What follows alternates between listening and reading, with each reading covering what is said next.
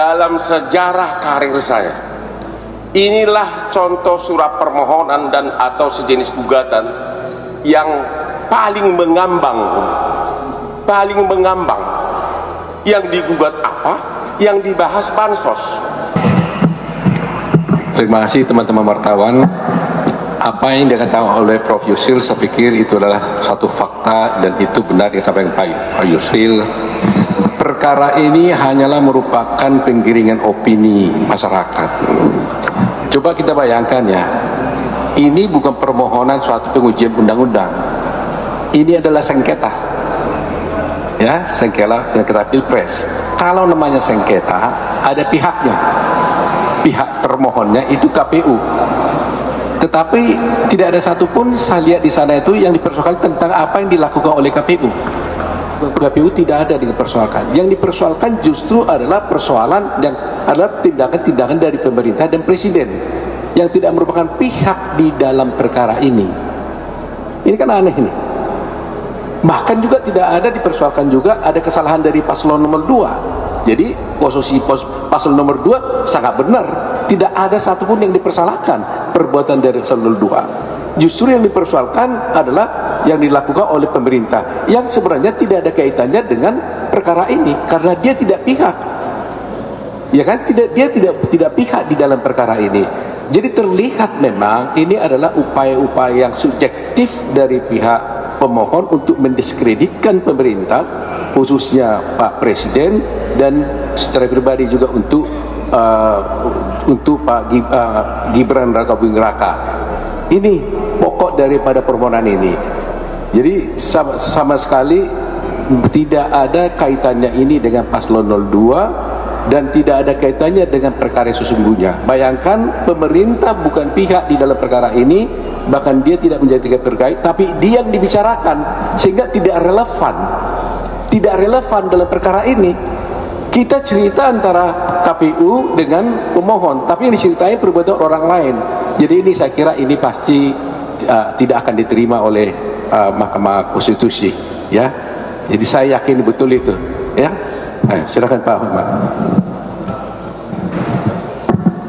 Ini dua senior sudah kasih, tapi saya singkat aja. Dalam sejarah karir saya, inilah contoh surat permohonan dan atau sejenis gugatan yang paling mengambang. Yang digugat apa? Yang dibahas bansos. 90% isi dari permohonan itu adalah tentang bansos. Dan itu bisa dijawab dengan satu kalimat. Bansos itu adalah sah sesuai dengan peraturan. Dan MK tidak punya kewenangan menilai bansos. Jadi permohonan dari 01 ini sebenarnya cukup dijawab oleh satu paragraf aja. Karena yang lainnya hanya ngoceh-ngocehan, ngoceh sana sini, ya. Hanya satu, bansos itu adalah sah sesuai dengan undang-undang. Karena kalau tidak sah, KPK udah turun. Ya, 90% surat permohonan itu memakai alasan bansos. Jawabannya hanya satu, bansos adalah sah, dan oleh karenanya jawaban kamu permohonan kanya ngoceh dan cengeng. Udah. Teman-teman, selamat datang kembali di channel ini. Pasangan 01 dan 03 yaitu Anies Mohaimin dan juga Ganjar Pranowo akan menggugat hasil pemilu tahun 2024 ini, khususnya Pilpres yang telah diumumkan oleh KPU pada tanggal 20 Maret kemarin, sehingga mereka menggugat itu di Mahkamah Konstitusi yang mereka menemukan dugaan-dugaan kecurangan di Pilpres tahun 2024 ini. Nah, ada beberapa hal yang disorot oleh paslon nomor urut 1 Anies Mohaimin adalah mengenai bansos. Ya, mereka berpandangan bahwa pembagian bansos di pemilu tahun 2024 ini, khususnya pada saat masa-masa kampanye, merupakan suatu pelanggaran etik, ya, untuk mendukung paslon tertentu, sehingga itu yang mereka sering suarakan, dan juga penurunan demokrasi.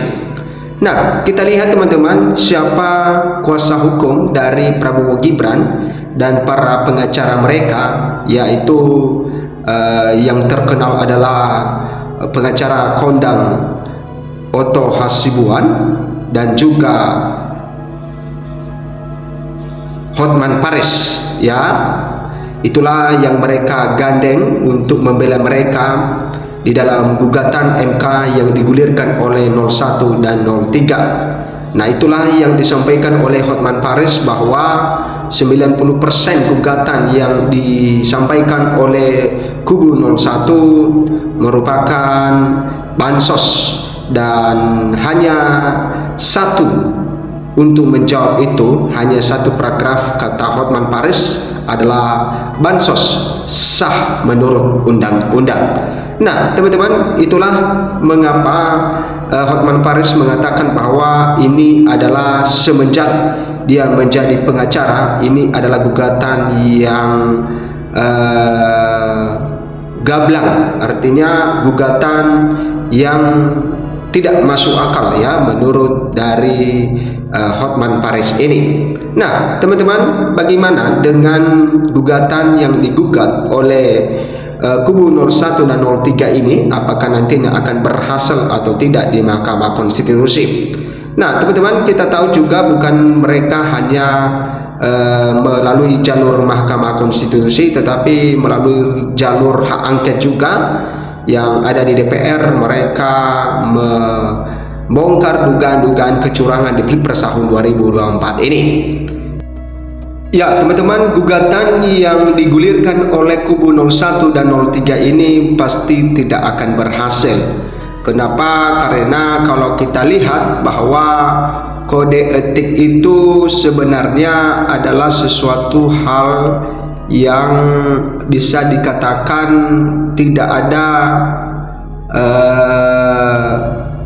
hukum yang akan memberikan sanksi kepadanya, ya. Hanya saja bagaimana dengan kesadaran, ya, kesadaran moral akan hal itu. Itulah mengenai etik yang digulirkan oleh kubu 01 dan 03. Ya, sama seperti juga bahwa di dalam pembagian bansos pada masa kampanye, maka secara aturan seperti yang disampaikan oleh Hotman Paris itu adalah benar adanya, ya, tidak melanggar aturan. Tetapi kalau kita lihat dari sisi etiknya, karena itu adalah situasi masa kampanye, maka sebenarnya harus ditunggu dulu masa kampanye itu, ya, bagusnya baru dibagi bansos. Nah, itulah kenapa Hotman Paris mengatakan bahwa gugatan yang mereka gugat itu adalah ngawur, ya, sehingga menurut Hotman Paris bahwa hanya satu paragraf mereka bisa jawab dengan itu. Nah, kita lihat juga bagaimana dengan respon atau kubu 01 dan 03 tentang partai pengusung mereka. Ya, kita tahu juga bahwa partai pengusung dari 03 ini adalah Partai PDI Perjuangan, Partai P3, Partai Hanura, dan Partai Perindo. Nah, sedangkan partai yang mengusung 01 Anies Mohaimin adalah Partai Nasdem, Partai PKS, dan Partai PKB. Nah, kita lihat bahwa Partai Nasdem, ya, pasti tidak akan mendukung lagi dengan menggugat hasil pemilu tahun 2024 ini di Mahkamah Konstitusi. Kenapa? Karena beberapa waktu lalu diketahui juga, ya, Surya Paloh bertemu dengan Prabowo Subianto, dan tentu di dalam sambutan itu, di dalam gerak-gerik mereka, kita bisa mengetahui bahwa mereka pasti nantinya ketika Prabowo Gibran telah dilantik menjadi presiden dan wakil presiden, maka mereka akan bekerja sama, ya, mendapatkan atau membangun negeri ini, ya, melanjutkan pemerintahan yang ada. Nah, sehingga bisa kita katakan bahwa sudah berkurang satu partai pengusung Anies Mohaimin untuk mendukung mereka, malah mereka pasti mendukung kubu 02. Nah, kita juga lihat bagaimana pendukung dari Ganjar Mahfud. Ya, kita tahu bahwa P3 ya tidak setuju dengan hak angket, ya, sehingga kita juga bisa pastikan bahwa P3 ya tidak mendukung lagi Ganjar Mahfud, tetapi pasti mereka bergabung ke 02 para Prabowo Gibran. Nah, teman-teman, bagaimana pendapat Anda dengan hal ini? Ya, apakah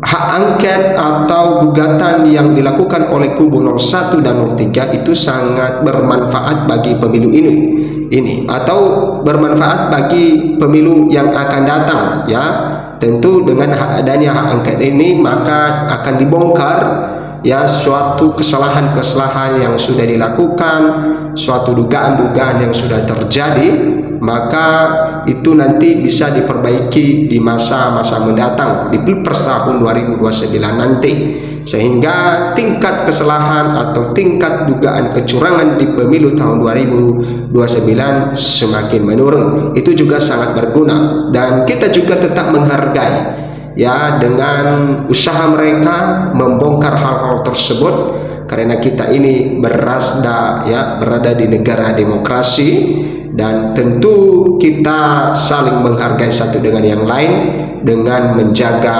ketertiban dan kesopanan yang ada, ya, tidak saling menyerang individu, tetapi membuka ya sesuatu hal berdasarkan dengan data yang pasti, data yang real dan sudah terjadi. Terima kasih, berikan komentar Anda. Sampai jumpa di video berikutnya.